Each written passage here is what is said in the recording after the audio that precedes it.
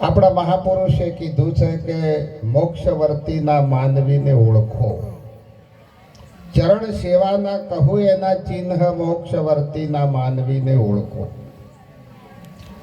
જેની વર્તી મોક્ષ તરફ છે એનું જીવન ભલે કોઈ રેણીના કોઈ અનેક બીજા અર્થો પણ કરતો હોય છતાં પણ જે પ્રગટ સદગુરુની વાતને જેને જીવનમાં ઉતારી છે એનો પરિવાર કે પુત્ર વચન પિતાનું પાળશે, નારી નરને કરે નમસ્કાર, મોક્ષવર્તીના માનવીને ઓળખો.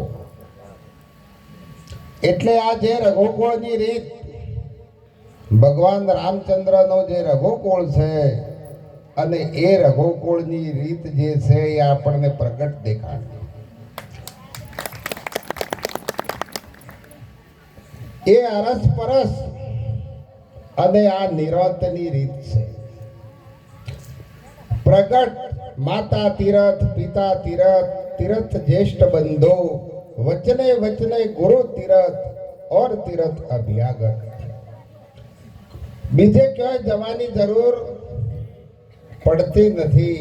જેના જીવનની અંદર સદગુરુનો જે વચન વણાઈ ગયું છે એને બહાર જવાની જરૂર નથી. બાકી બીજા જાય અને આપણે ના પણ કહેવાની કોઈ જરૂર નથી. એ ભલે જાય, એનું આખું ઘર એ તીર્થનું ધામ બની જાય છે. ભલે જ્ઞાનની વાતો તો ઘણાય કરે. આપણા મહાપુરુષ બોલ્યા છે કે વાણીમાં વાલાની વાતો વધારે, પણ કે ખોટો દેખાશે ડોર આધા, બાધાના બંધન છોડ. ભક્તિ એવી થાય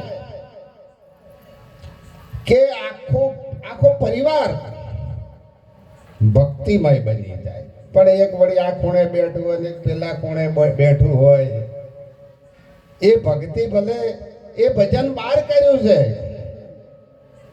બહાર ભજન નથી કરવાનું. ભજન તો ઘેર જો કરો ને, પોતાનું એક ઘર કદાચ સુધારે.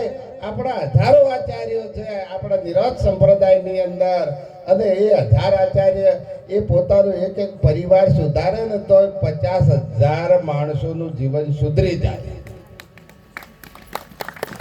આત્મજ્ઞાન તો એ તો સહેજમાં થઈ જાય છે,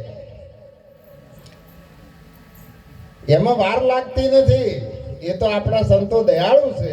એક પલકની અંદર એ ઓખને પલકારે આખું આ જે બ્રહ્માંડ છે એ બ્રહ્માકાર કરી અને બતાવતા હોય છે. અંશા નિર્મળતા જેની નેણોમાં, જેની વર્તી અખંડ બ્રહ્માકાર, દુર્લભ એવા સંત છે.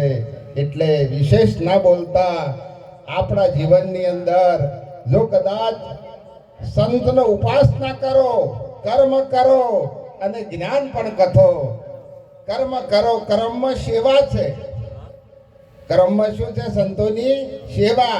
પેલી કદાચ તમે મૂર્તિની કર્મકાંડ કરતા હતા, પૂજા કરતા હતા, દીવો કરતા હતા, ફૂલ ચડાવતા હતા, નારિયેળ ચડાવતા હતા, એ કર્મ છોડી અને આ પ્રગટ જે સંત છે એની સેવા કરવી કર્મ છે. એટલે કર્મમાંથી છુટકારો આમ તમે મેળવી કે હવે કોઈ કરવું નથી ને તો આ સંસ્કૃતિ નો નાશ થઈ જશે.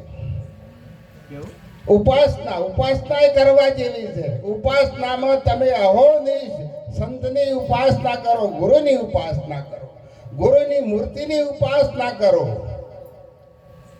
પણ ગુરુની મૂર્તિ કેવી છે? કઈ મૂર્તિ પણ નહીં, તત્વ એ નહીં. મૂર્તિ પેલી તત્વની મૂર્તિ છે અને આ તત્વાતીત છે. કઈ મૂર્તિ પણ નહીં, તત્વ એને નહીં. નામ રૂપ ને ગુણતે ને, એ મૂર્તિને નામ રૂપ ને ગુણ નથી, પણ અનેક નામ વળગ્યા એને ગુરુ સાચા મળ્યા. આત્મ પદ અનુભવથી ઓળખાયું. એવું જે પદ, એવું જે સ્વરૂપ છે એ આપણને આપણા પરશુરામજી બાપુ જેવા જે મહાન સંતોના ખોળામાં રમી અને જે આપણું જીવન પલટ્યું છે. અને આપણે તો કોઈ કહેવાને આપતો બધાય વિવેકી છો એટલે હર હંમેશ સંતોનો સંગ, એક સંતનો સંગ અને એક આપણે ઓગણે કોઈ કુંવાસી નું દિલ દુભાવતા નહીં તો જીવનમાં કોઈ દાડો દુઃખ આવે નહીં. આટલું બોલી મારી વાણીને વિરામ આપો છો. સદગુરુ મહારાજ કી જય.